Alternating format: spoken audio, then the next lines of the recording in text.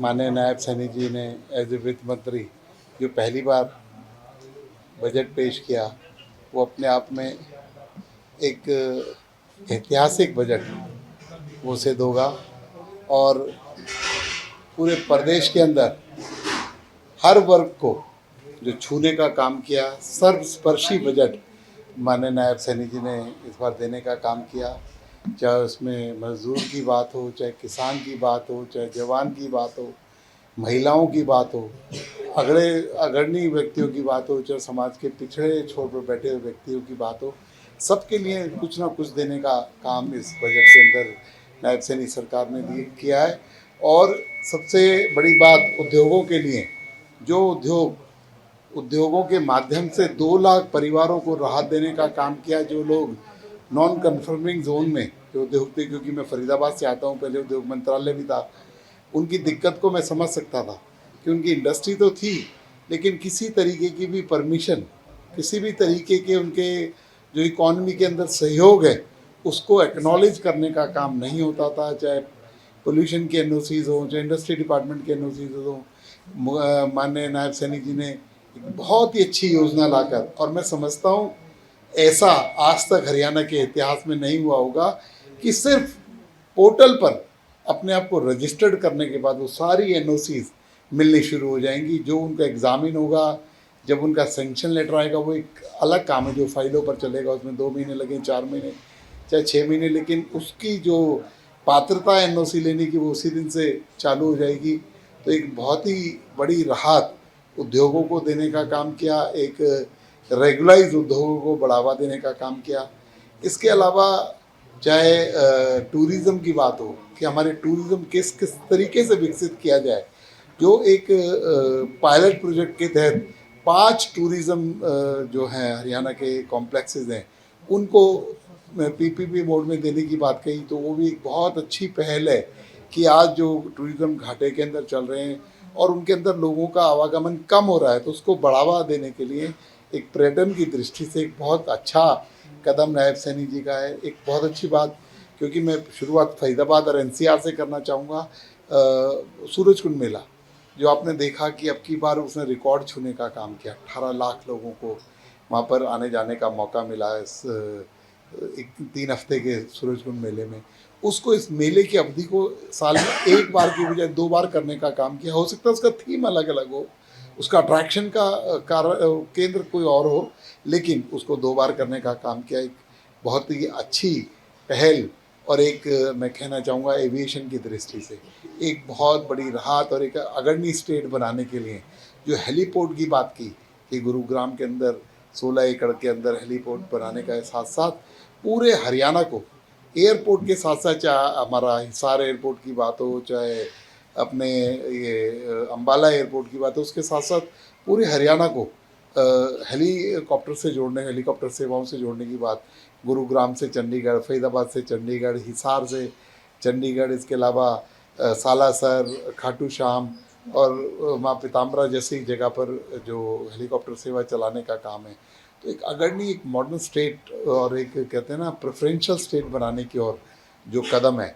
इसके अलावा उन्होंने स्मार्ट सिटी की बात की, स्मार्ट रोड्स की बात की, 15-15, 20-20 किलोमीटर की हर ज़िले के अंदर स्मार्ट रोड बनाने की बात की, तो शहरों को डेवलपमेंट नए आयामों पर करने की बात की। मैं कहता हूँ कि हर जगह, चाहे पानी की बात कही, चाहे पंचायतों को सुविधा देने की बात कही, चाहे गांव के विकास की बात करी, हर जगह जो है नायब सैनी जी ने इन्हें छूने का काम किया। और मैं समझता हूँ कि बजट हरियाणा की प्रगति में मील का पत्थर साबित होगा और बहुत ही सुंदर बजट, इतना डिटेल बजट जो है, क्योंकि मैंने भी पहले भी मैं 5 साल सरकार के अंदर रहा हूँ, इतना डिटेल बजट और इतना हर पॉइंट को छूने का काम इस बजट ने किया।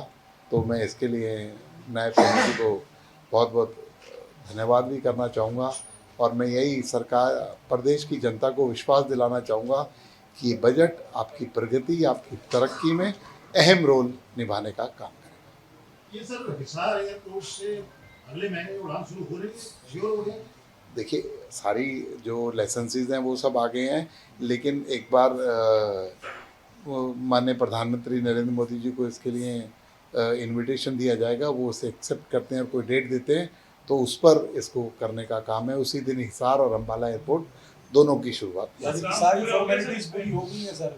सरकार की सारी फॉर्मेलिटीज़, जो हमारा लाइसेंस पेंडिंग था वो भी आ गया है और अब सारी फॉर्मेलिटीज़ सरकार की तरफ से। अम्बाला की भी सर अम्बाला में एक दो चीज़ें एयरफोर्स का MOU होना रह रहा है, बाकी सब फॉर्मेलिटीज़ वहाँ की भी पूरी है, वो भी गया हुआ है, वो भी जल्द।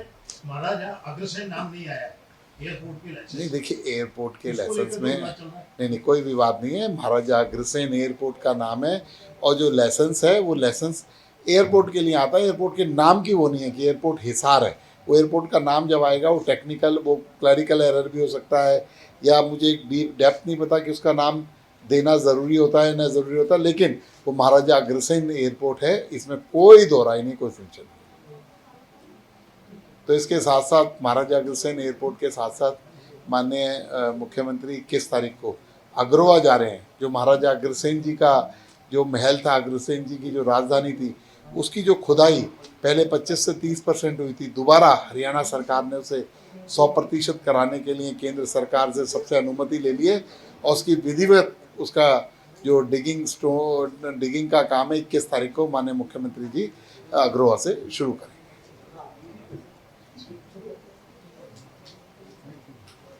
एक बार शुरुआत के लिए तो वहाँ से हम लोग चंडीगढ़ की, अयोध्या की और एक आध फ्लाइटें और शुरू करेंगे, लेकिन वहाँ पर बहुत लोगों का जो प्राइवेट प्लेयर्स हैं उनका रेगुलर इंक्वायरीज आती रहती है और मैं समझता हूँ एक बार एयरपोर्ट शुरू हो जाएगा तो अनेकों जगह के 20-25 सेक्टर्स जो है वहाँ से शुरू हो जाएंगे।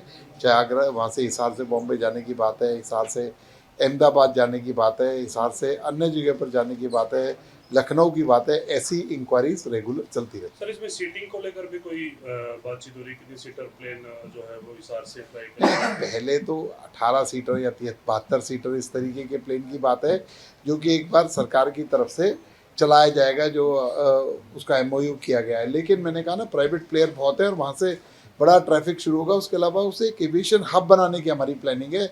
आप देखेंगे आने वाले कुछ सालों के अंदर रोहतक से लेके सिरसा तक का जो क्षेत्र है, आज एग्रीकल्चर पर डिपेंडेंट क्षेत्र जो कहलाता था, आने वाले दिनों में इंडस्ट्रियल सिटी बनकर तैयार हो जाएगी। ये यहाँ से डोमेस्टिक फ्लाइट चलेंगी जी, इंटरनेशनल फ्लाइट? अभी डोमेस्टिक फ्लाइटें चलेंगी, बाकी जैसे जैसे इम्प्रूव होता जाएगा, लेकिन सारा जो एयरपोर्ट है वो उस पर सारी सुविधाएं, और इतना बड़ा एयरपोर्ट है कि इंटरनेशनल फ्लाइट भी वहाँ से ऑपरेट कर सकती है। एक सर, मंत्री जी, बजट के अंदर महत्वाकांक्षी बीजेपी की जो योजना थी लाडू लक्ष्मी योजना, उस पर 5,000 करोड़ रुपयों का जो है वो एक बजट तैयार किया गया कि इसके तहत दिया जाएगा।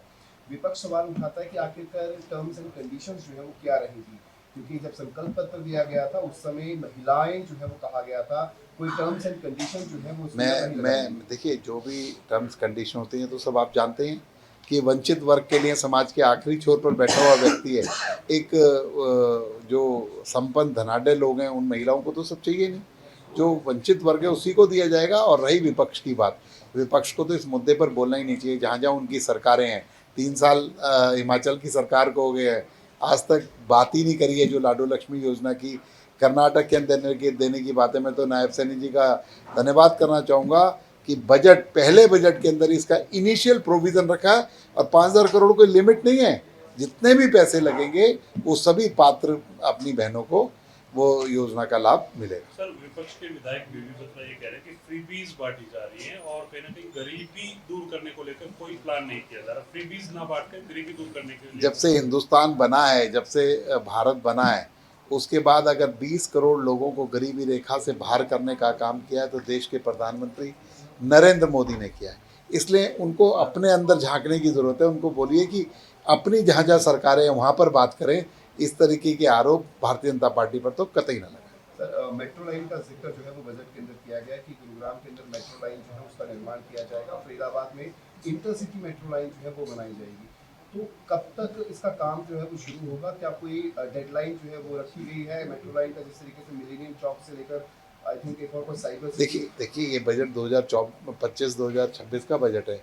1 साल के अंदर ये सब शुरुआत होगी, तो जितनी जल्दी हो सकेगा उस पर काम होगा। और ये बजट प्रोविज़न 1 साल के लिए है, तो इसके अंदर अंदर इस काम को शुरू करने का काम करेंगे, इसका बजट को इन्वेस्ट करने का काम करेंगे। Thank you.